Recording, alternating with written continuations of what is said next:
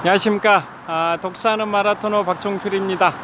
자, 이곳 올림픽공원 옆에 서울올림픽 파크텔에서 출발하면서 촬영하겠습니다. 현재 시각은 2024년 1월 25일 목요일 저녁 8시 6분입니다. 현재 기온은 영하 3도 정도 됩니다. 오늘 아침 최저는 영하 10도였고 낮 최고는 0도 정도 됐었는데요. 현재 기온은 영하 3도 정도입니다. 내일 금요일 아침에는 최저 기온이 영하 6도, 낮 최고는 영상 3도로 예보되어 있는데요. 최근 4일 정도 극한 한파가 계속되어 왔습니다. 그런데 내일부터는 약간 날씨 기온이 올라가서 평년 기온으로 회복된다고 하는데요. 내일 아침 최저 영하 6도 정도, 낮 최고는 영상 3도 정도로 예보되어 있습니다. 자, 현재 기온은 영하 3도라서 장갑을 끼지 않으면 손이 꽤 시렵습니다. 그래서 장갑을 착용하면서 제가 이곳 서울올림픽 파크텔을 출발해서 잠실 석촌호수 방향으로 걸어서 이동하면서 계속 촬영하도록 하겠습니다. 화이팅! 자, 오늘은 제가 청소년 시절을 보냈던 전남 목포시에 관하여 소개해 드리도록 하겠습니다. 제가 전남 목포시에서 초, 중, 고등학교를 졸업하고 대학은 서울로 진학을 했었는데요. 제가 1981년에 목포에 중학교를 입학하고 또 1984년에는 목포에서 고등학교를 입학을 했던 지금부터 약 한 40년쯤 전 그 시절에 제가 청소년기를 보냈던 전남 목포시에 관하여 소개해 드리도록 하겠습니다. 그래서 오늘은 먼저 목포의 연표, 목포의 역사적으로 우리 역사에 있어서 목포가 어떠한 역사를 갖고 있는지 개략적으로 목포의 연표에 관하여 말씀드리고요. 그 다음에 지금부터 5년쯤 전 2019년도에 호텔 델루나라는 드라마가 있었습니다. 아이유 씨가 주연을 했던 호텔 델루나라는 그 드라마를 촬영했던 곳이 지금부터 124년 전에 일본 영사관 건물로 활용이 됐었던 그 건물입니다. 자, 그 건물이 현재는 목포 근대 역사문화관 본관 건물로 활용되고 있는데요. 그 건물의 역사에 관하여도 말씀드리겠고요. 그 다음에 다 잘 아시다시피 1926년 8월 4일에 김우진과 윤심덕 씨 이 두 분이 현해탄에서 바다에 뛰어들어서 투신 자살을 했었던 그 사건을 잘 아실 겁니다. 그게 1926년 8월 4일인데요. 그래서 그 김우진 씨와 윤심덕 씨 간의 그러한 사랑 이야기 등을 오늘은 말씀드리고자 합니다. 자, 먼저 목포의 연표를 말씀드리도록 하겠습니다. 자, 1439년 조선의 4대 국왕인 세종대왕 시절인데요. 1439년에 목포에 목포진이라는 일종의 수군 기지가 설치가 됐습니다. 그게 세종대왕 시절 1439년이고요. 그 다음에 여러분들 잘 아시다시피 명량해전 잘 아실 겁니다. 최근에 김한민 감독의 이순신 장군 시리즈 3부작 중에 10년 전인 2014년에 개봉된 명량이라는 게 1부에 해당이 되고요. 2022년에 개봉된 한산 용의 출현이 제2부에 해당이 되고 2023년 12월 20일에 개봉된 게 3부에 해당이 되는 노량 죽음의 바다인데요. 자, 이순신 장군 시리즈 3부작 그 중에서도 우리나라에 1000만 관객을 돌파한 영화가 30여 편 되고 그 중에 한국 영화가 한 22편 정도 되는데요. 자, 그 한국 영화, 미국 영화를 통틀어서 한국 영화, 외국 영화를 통틀어서 30여 편의 1000만 관객을 돌파한 영화 중에 랭킹 1위가 뭘까요? 랭킹 1위. 그건 바로 10년 전인 2014년에 개봉된 이순신 장군 시리즈 제1부에 해당되는 명량이 1761만 관객을 동원해서 랭킹 1위입니다.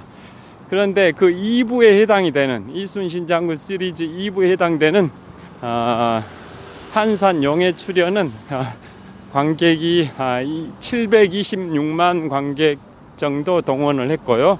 그 다음에 2023년 12월 20일에 개봉된 제3부에 해당이 되는 노량 죽음의 바다는 제가 며칠 전에 조회해봤을 때는 동원된 관객이 447만 정도 했습니다.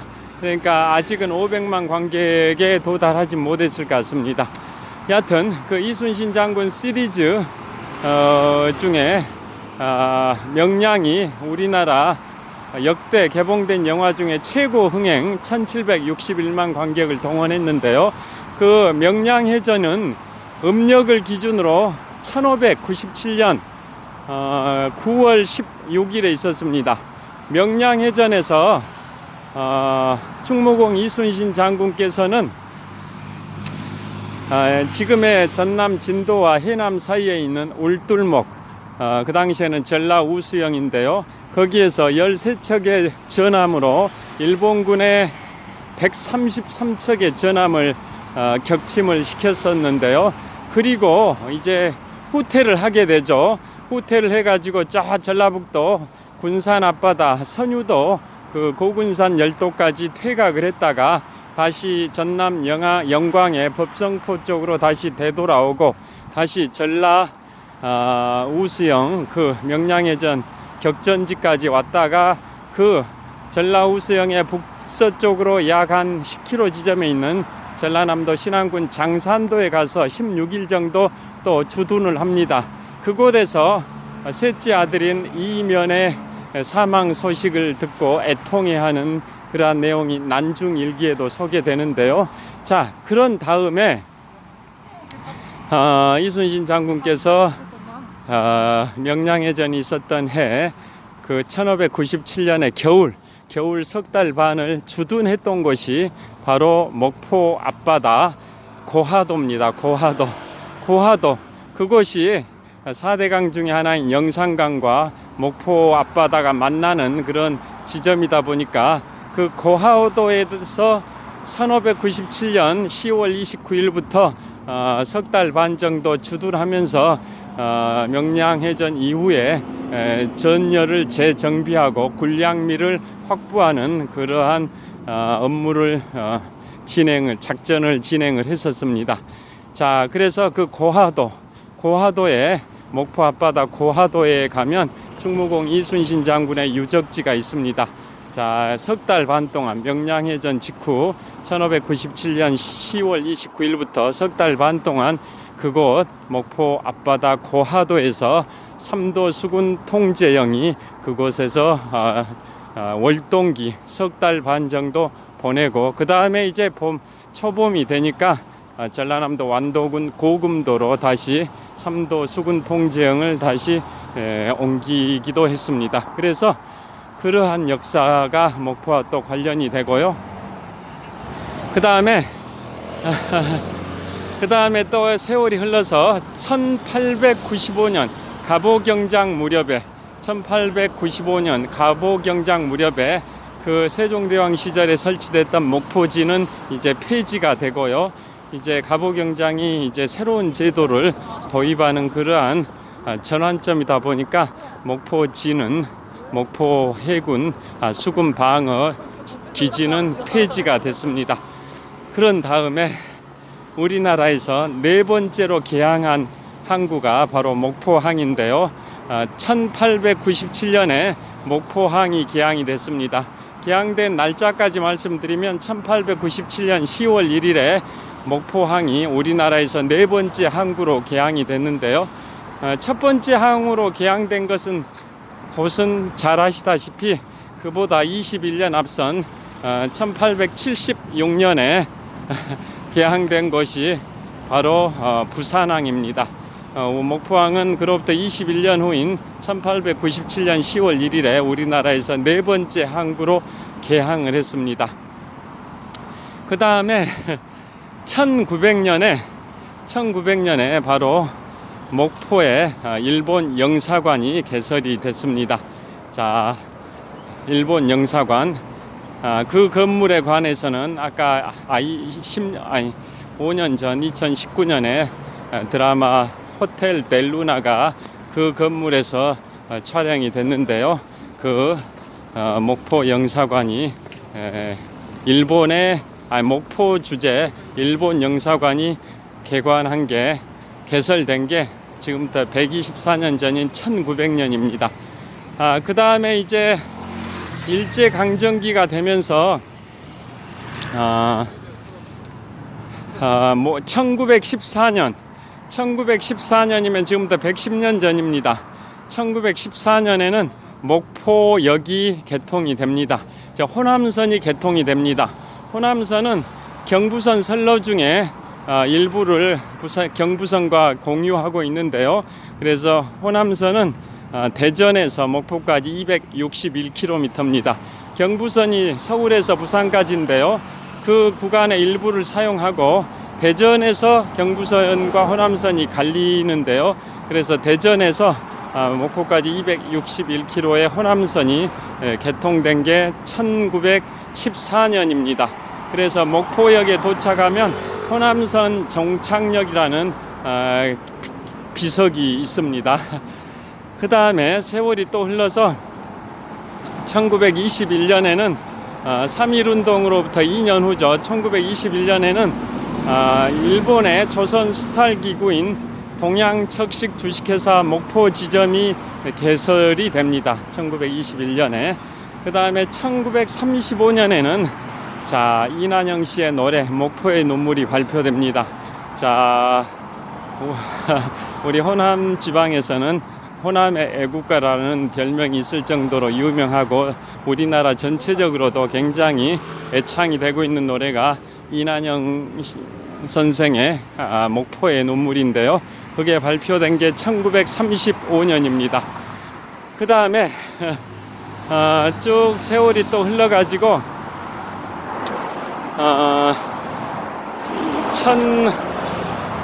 세월이 쭉 흐르고 근현대로 와가지고 그 다음에 1993년에 국립해양유물전시관이 목포에 오픈을 합니다. 1993년 김영삼 대통령 시절인데요.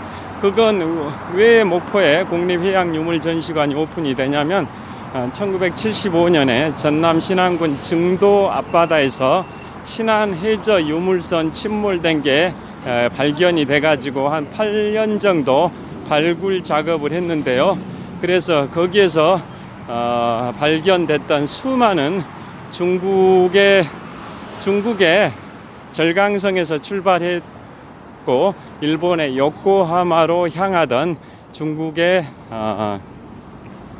그 보물선이 침몰한 걸로 역사학자들은 추정을 하고 있는데요. 그게 1975년에 전남 신안군 증도면 앞바다에서 발견이 됐고 한 어부의 그물에 도자기가 걸려 올라오면서 발견이 됐고 한 8년 정도의 발굴 과정을 거쳐서 1984년경에 다 발굴을 해서 그 발굴된 인양된 유물의 절반 정도는 국립중앙박물관에 보관 중이고요. 나머지 절반을 보관하기 위해서 1993년에 목포에 국립해양유물전시관이 개관을 했습니다. 그 다음에 1997년 12월 17일에는 제15대 대통령으로 김대중 대통령께서 당선이 되셨는데요. 목포가 정치적 고향이시죠. 원래 고향은 전남 신안군 하의면인데 목포가 정치적 고향이라는 건 뭐 다 아실 겁니다. 그래서 그분께서 1997년 12월 17일에 대한민국의 제15대 대통령으로 당선이 되셨고 그분이 2000년 6월 15일에 분단 이후 최초로 남북 정상회담을 하시고 그해 12월 즉 2000년 12월에 대한민국 최초의 노벨 수상자이자 노벨 평화상을 받으셨습니다. 그 다음에 또 세월이 흘러서 2012년에는 목포대교가 개통이 됐습니다. 목포와 지금 세월호가 전시되어 있는 목포 신항이 있는 곳 바로 옆이 고하도인데요. 아까 말씀드린 이 충무공 이순신 장군께서 명량해전 직후에 석 달 반 동안 삼도 수군 통제영을 그쪽에 설치했다고 말씀드렸는데요. 그것이 고하도입니다. 고하도.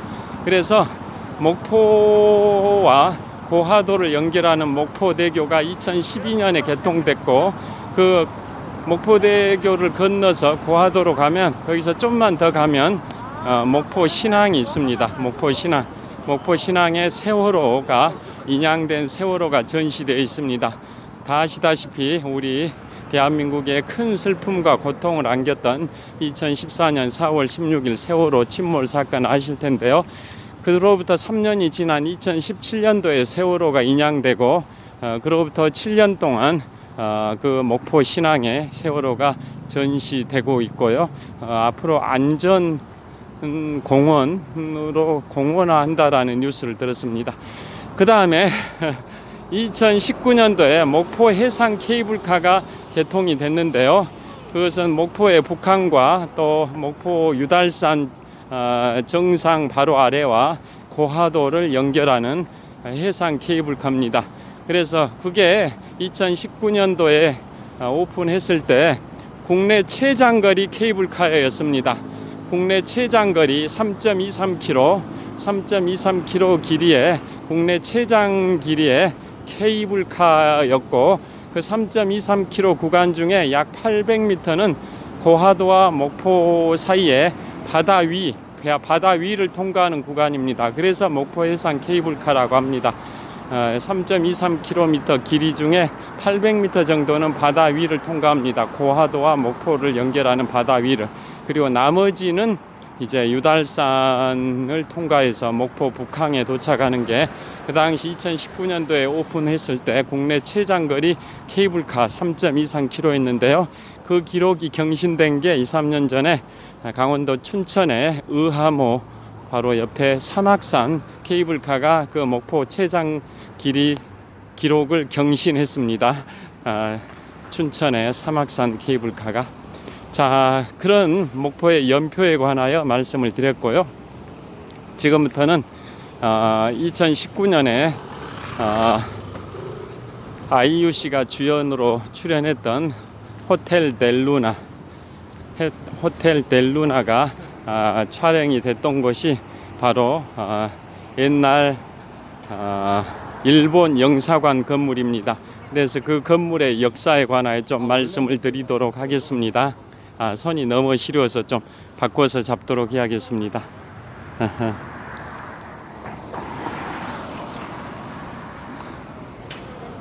자, 롯데월드타워 롯데월드타워 근처까지 왔습니다. 자, 좀만 여기서 비춰보겠습니다. 롯데월드타워 근처까지 왔는데요. 자, 지금 보고 계시는 롯데월드타워는 잠실 석촌호수 동호회 북쪽변에 있습니다. 123층 555m 높이 기준 세계 5위 규모 OECD 국가 38개 회원국 중에서는 가장 높은 빌딩 롯데월드타워를 보고 계시는데요. 잠실 석촌호수 동호회 북쪽변에 있습니다. 저도 한번 보여드리겠습니다. 자, 롯데월드타워를 촬영하고 있습니다. 123층 555m 높이 기준 세계 5위 규모 OECD 국가 38개 회원국 중에서는 가장 높은 빌딩 롯데월드타워를 촬영을 하고 있습니다. 자, 계속 이동하면서 촬영을 하도록 하겠습니다. 롯데월드타워는 잠실 석촌호수 동호회 북쪽변에 있습니다. 자, 그래서 호텔 델루나가 2019년에 방영이 됐고, 가수 겸 탤런트 IUC가 주연을 했는데요. 그 호텔 델루나라는 드라마가 촬영된 곳이 바로 구 일본 영사관 건물입니다. 자, 그 건물은 굉장히 상징적 의미가 있는 역사적 가치가 큰 건물인데요. 자, 그거 말씀드리기 앞서서 지금부터 4, 5년 전에 목포 근대 역사 문화 공간이라고, 목포 근대 역사 문화 공간이라는 그러한 유적지가 엄청나게 언론의 핫플레이스가 됐습니다. 목포가 1897년에 목포항이 개항이 되고 지금까지 127년의 역사를 갖고 있습니다.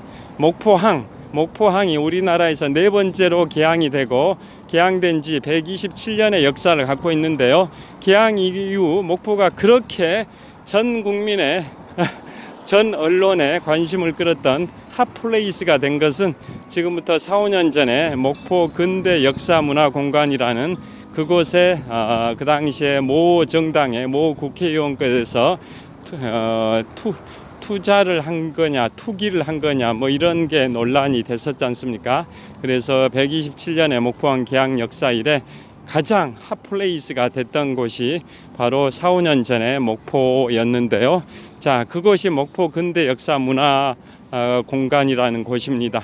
자, 그 공간의 중심이 바로 지금부터 말씀드릴 2019년에 드라마가 촬영된 호텔 델루나 드라마가 촬영됐던 그 구 일본 영사관 건물입니다. 자, 그래서 그 건물은 어떻게 해서 그 건물의 이제 역사를 말씀드리면, 자, 1895년 청일전쟁 결과 일본이 청나라를 무찌르고 이제 조선에 대한 지배권을 어느 정도 공고히 해가는 그런 과정이 있고요.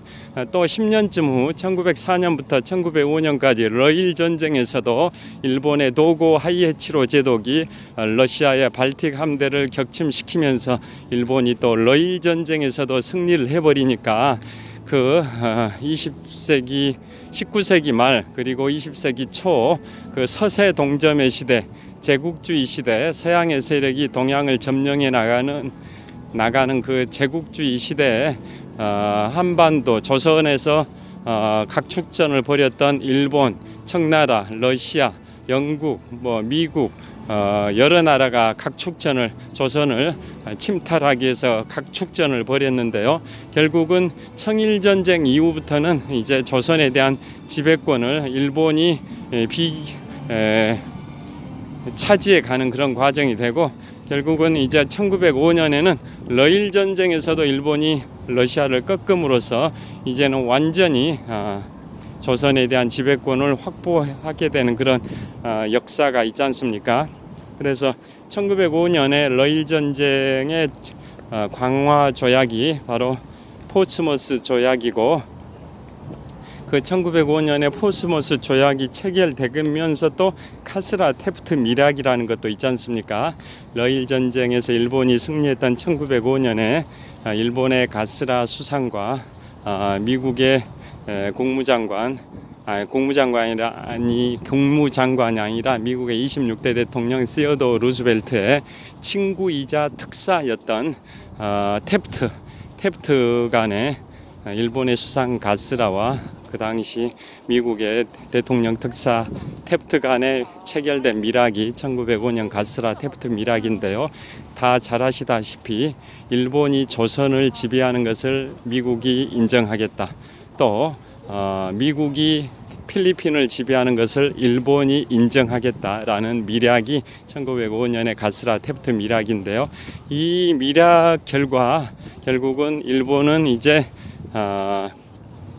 한반도를 완전히 지배할 수 있는 국제사회의 여건을 조성하게 된 거죠. 그래서 그 해 카스라 테프트 밀약이 있었던 1905년 그 해에 을사늑약을 통해서 조선의 외교권을 박탈을 시켜버리고 5년 후인 1910년에는 강제로 한일 강제 병합을 시켜서 우리나라가 36년에 일본의 지배하, 즉 일제강점기가 진행됐던 그런 역사를 다 잘 아실 텐데요. 그래서 그 일본 영사관, 목포에 일본 영사관 건물이 지어진 것은 1900년입니다. 지금부터 124년 전인 1900년에 그 당시에 일본인들이 그쪽에 많이 거주를 했었고, 개항이 됐다라는 것은 여러 나라들이 이제 다 들어와 가지고 조선과 이제 교역을 할 수 있는 그런 여건이 조성이 됐는데요. 청일전쟁 이후에는 일본이 한반도에서 비교 우위를 점하는 그런 상황이다 보니까 일본이 이제 그 조선을 지배하는 것에 박차를 가하게 된 그 시기였던 지금부터 124년 전인 1900년에 목포에 일본 영사관이 오픈이 됐습니다. 그 1900년 하면 서울, 우리나라 전체적으로 보시면 서울에 현재 정독 도서관이 있습니다. 저기 종로구 삼청동 근방에 안국역 근처, 안국역과 삼청동 한국금융연수원 사이 정도라고 보셔도 될 것 같은데요. 자, 그곳에 정독 도서관이 있는데요. 그 정독 도서관이 원래 경기고등학교 자리입니다. 경기고가 설립된 게 1900년입니다. 바로 목포의 일본 영사관 건물이 세워진 연도하고 동일합니다. 지금부터 124년 전인 1900년에 전남 목포에는 일본 영사관 건물이 건립이 됐고요. 동일한 연도에 서울 종로에는 바로 우리나라 최초의 근대 관립 중등학교인 경기고등학교가 오픈을 했습니다. 그 자리가 바로 현재 정독 도서관 자리입니다. 고종 황제의 칙령에 따라서 1900년에 서울시 종로구 지금의 정독 도서관 자리에 근대 최초의 관립 중등학교인 경기고를 설립을 했는데요. 그게 이제 1976년에 정독 도서관이 강남구 삼성동으로 이전해 가면서 1977년 초부터는 정독 도서관으로 활용이 되고 있습니다. 그리고 참고로 말씀드리면 일제강점기에는 서울대학교를 경성제국대학이라고 했는데요. 해방 이후에 종로구 동숭동 지금의 마로니에 공원 대학로에 서울대학교가 있다가 서울대가 관악산 기숙으로 옮겨간 것은 1976년입니다. 그러니까 경기고등학교가 1976 지금의 정독도서관 자리에서 1976년에 강남구 삼성동으로 이전을 했는데요. 서울대학교는 그보다 1년 앞선 1975년도에 종로구 동숭동 대학로에서 관악산 기숙으로 옮겨갔습니다. 그런데 여전히 서울대 의과대나 서울대학교 병원은 종로구 대학로 그대로 있죠. 여하튼 그 1900년 경기고가 설립된 연도에 목포에는 일본 영사관 건물이 들어섰습니다. 그래서 그 건물은 역사를 보면 처음에는 그게 일본 영사관 1900년에 오픈할 때는 일본 영사관이었는데요. 1905년에 을사늑약을 통해서 우리 조선이 외교권을 박탈을 당하게 되니까 이제는 우리는 스스로 외교 관계를 맺을 수 없었던 거죠. 일본 영사관이 존재했던 이유는 그 당시에는 대한민국도 하나의 주권 국가다 보니까 대한민국과 일본 간의 외교 관계를 맺기 위해서 외교 관계를 유지하기 위해서 일본이 목포에다 일본 영사관을 오픈했던 건데요. 1905년에 을사늑약을 통해서 우리 대한민국이 아니라 대한제국이죠. 대한제국이 외교권을 박탈당하다 보니까 이제는 우리가 자주 외교권이 없었던 거죠. 그래서 일본은 우리 나라를 주권 국가로 안 본 거죠. 그래서 그때부터는 이제 일본 영사관이 있을 이유가 없어서 그 당시부터는 1906년부터는 목포를 직접 우리 대한제국에 대해서 일본이 통감부를 설치했습니다. 통감부. 그래서 초대 통감이 이토 히로부미 2등 방문이고 1909년 10월 26일에 안중근 의사가 하얼빈에서 이 조선의 초대 통감 이토 히로부미 2등 방문을 저격을 했다라는 거 다 잘 아실 겁니다. 그러니까 을사늑약 직후에 일본은 조선의 통감부를 설치해 가지고 조선을 지배하기 시작을 했는데요. 그러다가 1910년에 이제 강제 합병, 경술국치라고 하죠. 강제 합병을 한 다음부터는 이제는 통감부가 아니라 총독부를 설치하죠. 조선 총독부를 설치해 가지고 조선을 지배하게 되는 그런 역사가 있습니다. 자, 롯데월드 타워를 촬영하고 있습니다. 123층 555m 높이 기준 세계 5위 규모 OECD 국가 38개 회원국 중에서는 가장 높은 빌딩 롯데월드 타워를 촬영하고 있습니다. 자, 이곳은 잠실 석촌호수 서호의 남쪽 조깅로입니다. 자, 그 다음에 반대로 동쪽 잠실 석촌호수 서호의 남쪽 조깅로에서 서쪽 방향을 촬영을 하고 있고요. 자, 이번에는 동쪽 방향을 촬영을 하고 있습니다. 자, 이번에는 이제 롯데월드 타워를 보여드리겠습니다.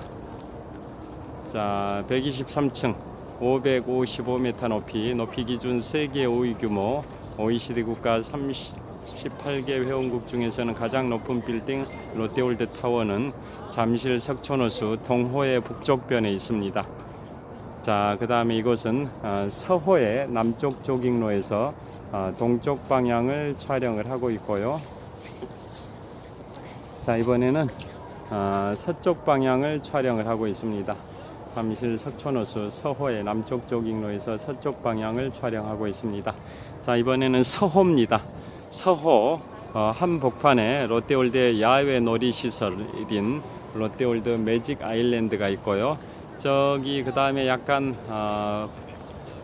방향을 틀어서 전방 약 한 400m 지점에 불이 꺼져 있는 건물은 롯데월드의 실내 놀이 시설인 롯데월드 어드벤처 건물입니다. 그 다음에 지금 보시면 서호의 호수면을 보고 계시는데요. 서호의 호수면의 가장자리 쪽은 지금 얼음이 얼어 있습니다. 자, 서호의 호수면 가장자리 쪽은 얼음이 꽁꽁 얼어 있습니다. 중심부는 얼음이 얼지 않았지만 가장자리 쪽, 서호의 가장자리 쪽은 호수면을 보시면 얼음이 얼어 있다라는 게 보이실 겁니다. 현재 시각은 2024년 1월 25일 목요일 저녁 8시 한 40분 정도 됐을 텐데요. 자, 최근 4일 동안 계속 극한 한파가 연속이 돼가지고 석촌호수 서호의 가장자리 호수면은 얼음이 꽁꽁 얼어붙어 있는 게 보이실 겁니다. 자, 이쪽으로 와서 좀 더 촬영해 보겠습니다. 자, 보이시죠? 서호의 가장자리 부분은 꽁꽁 얼어 있습니다. 자, 다시 촬영하겠습니다. 여기에서는 이제 또 보입니다. 자, 그래서 자, 롯데월드 타워를 보여드리면서 촬영을 이어가도록 하겠습니다.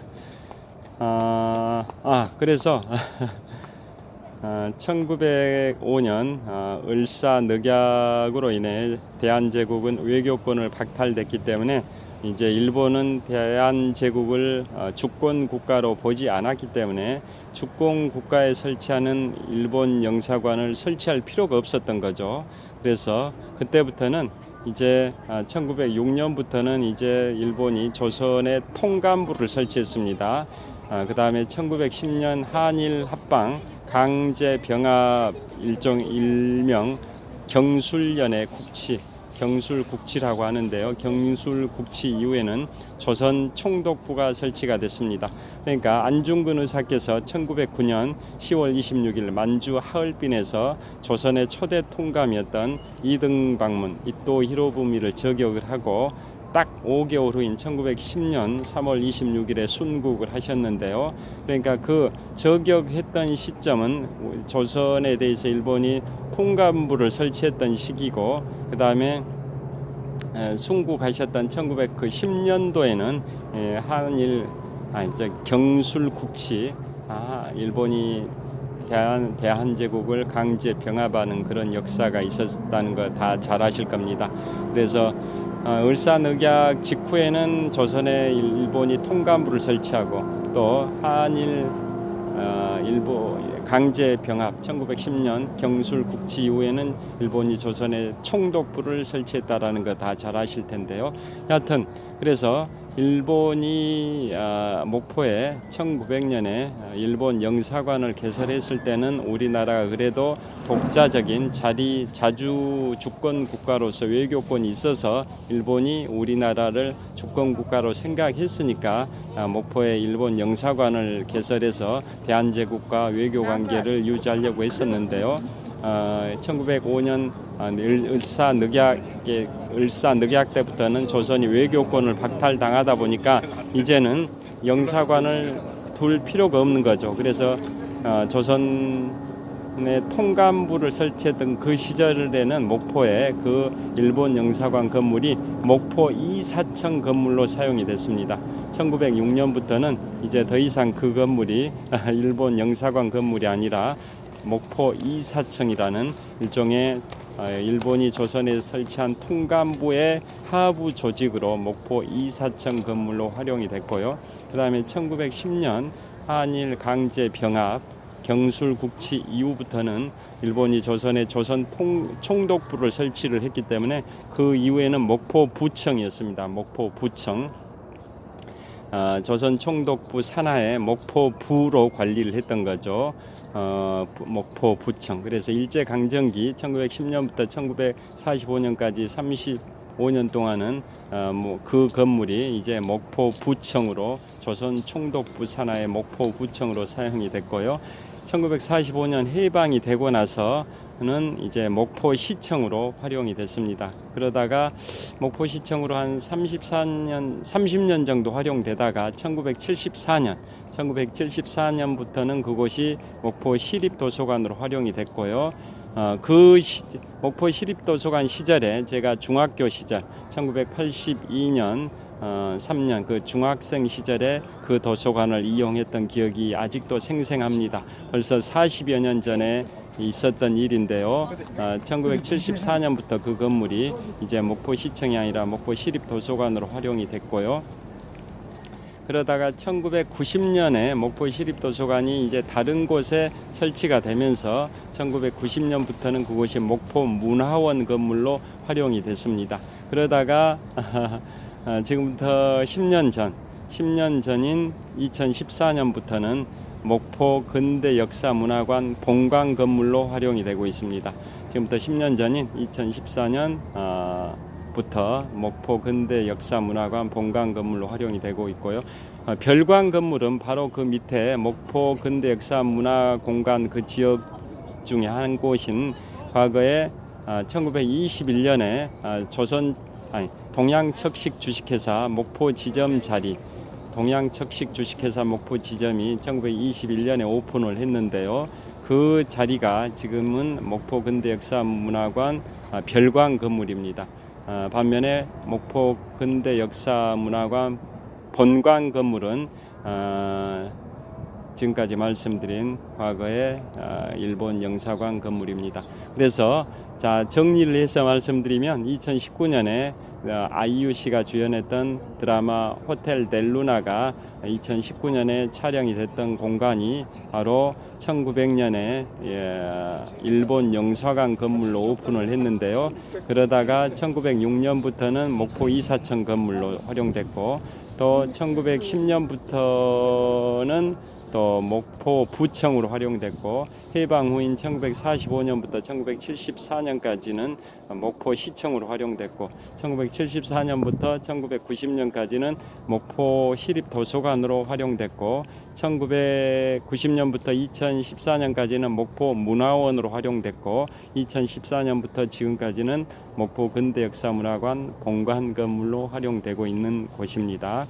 그래서 그곳이 아까 말씀드린 것처럼 지금부터 한 4, 5년 전에 목포가 개항된 지 이제 한 127년 역사, 1897년에 대한민국에서 네 번째로 개항된 목포항이 개항된 지 127년의 역사를 갖고 있는데요. 그 장관 세월 동안 목포가 가장 큰 전국적인 관심을 받아본 게 지금부터 4, 5년 전 목포 근대역사문화지구에 어떤 국회의원이 투자를 했냐 이런 논란이 있었을 때 핫플레이스가 됐었는데요. 그 핫플레이스의 바로 중심에 있는 게 바로 목포 근대역사문화관 본관, 그 다음에 또 별관 이런 지역들이 포함되어 있습니다.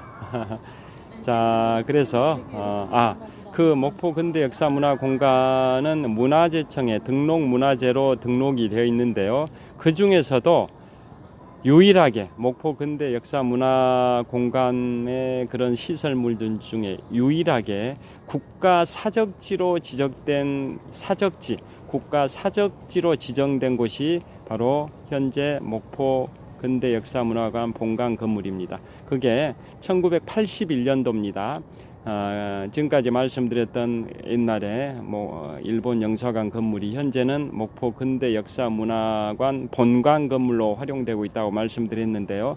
그 건물이 목포 근대 역사문화공간의 수많은 건물들 중에서도 유일하게 국가 사적지로 지정된 곳입니다. 그게 1981년에 사적 289호로 국가 사적지로 지정이 됐습니다. 자, 우리 한양도성 순성길이라고 하실 겁니다. 조선왕조 시대에 한양도성을 한 바퀴가 19km 정도 되는데요. 그게 국가 사적지 15호이듯이 국가 사적지 289호가 1981년에 지정된 바로 목포 근대 역사문화관 본관 건물입니다. 그만큼 역사적으로 가치가 있는 공간이기 때문에 1981년에 사적 289호로 지정이 됐습니다. 그게 바로 과거에 최초에는 1900년 당시 오픈할 때는 일본 영사관 건물이었는데요. 현재는 목포 근대 역사문화관 본관 건물로 활용되고 있는 곳입니다. 자, 지금 시간이 롯데월드타워 계속 잘 보이실 겁니다. 자, 좀 영상이 흐린데요. 자, 이쪽으로 좀 손을 바꿔서 지어보도록 하겠습니다. 이쪽으로 하니까 더 잘 나오는 것 같습니다. 자, 정말 멋집니다. 롯데월드타워 정말 멋집니다. 자, 그래서 지금까지는 목포 근대 역사문화관 본관 건물, 즉 과거 최초 오픈할 때 일본 영사관 건물에 관하여 소개해드렸고요. 5년 전인 2019년에 IUC가 주연했던 호텔 델루나의 촬영지로 굉장히 유명해졌습니다. 자, 지금부터는 이제 김우진과 윤심덕의 그 사랑, 로맨스에 관하여 말씀드리도록 하겠습니다.